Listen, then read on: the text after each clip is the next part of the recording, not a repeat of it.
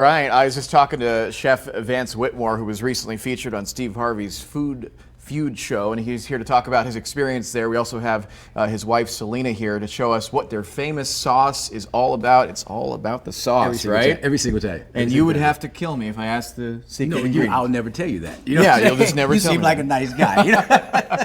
And you seem like a nice guy and a great chef. How long have you been doing this? Oh man, since for me about 40-some years. 40-some years. And I know I don't look like it, but I'm pretty old.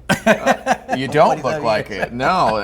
How did you find a passion for doing this? Well, you know, we were born into the whole family thing. My granddad got in Cleveland in 1942, and so he opened up the restaurants in Cleveland. He came from Mount Pleasant, Texas, and you know, in Texas they say they got the best barbecue. But hey, they do say that. They say, but then he put that Cleveland twist on it, so it's probably better. So Texans are wrong, right? I'm not gonna say that. I'm not gonna say that. We just got a flavor.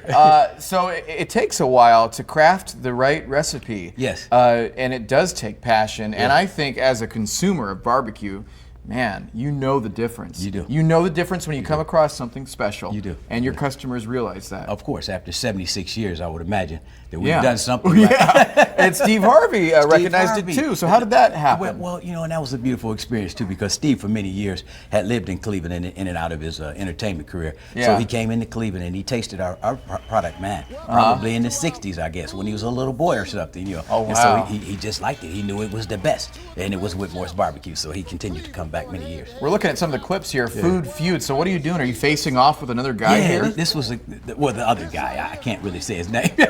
The other guy, you know, he was there, and for many years they had discussed him because he ate our Polish boy. His family got into the business some years after my granddad did, and then they ended up making a Polish boy too to kind of compete. So what happened here? Did Steve ultimately decide whose was better? No, he actually he allowed it was Anne Burrell. It was a chef from she does that Worst Chefs. Oh, on okay. the Food Network. So and the end result was? Of course, Whitmore's. Oh, congratulations! Congratulations! Of course, Whitmore's. That's awesome. And before we go, I just want to show what you brought in here. What are these here? Okay, so this is what we had to feud about, Jeff. They had the Polish boy, and these are two different varieties of the Polish boy. In 1971, we actually started to make this first variety, which doesn't have the pork shoulder, and we'll discuss that just a bit. But we called this one the deluxe Polish boy. This one is just a regular one. It looks delicious. Yes, Your wife asked me if I ever had one of these, and I haven't, so I'm missing out. I'm going to do it right here, whitmoresbarbecue.com. We hope to see you more on Steve Harvey, and come back here too on the CW. For sure.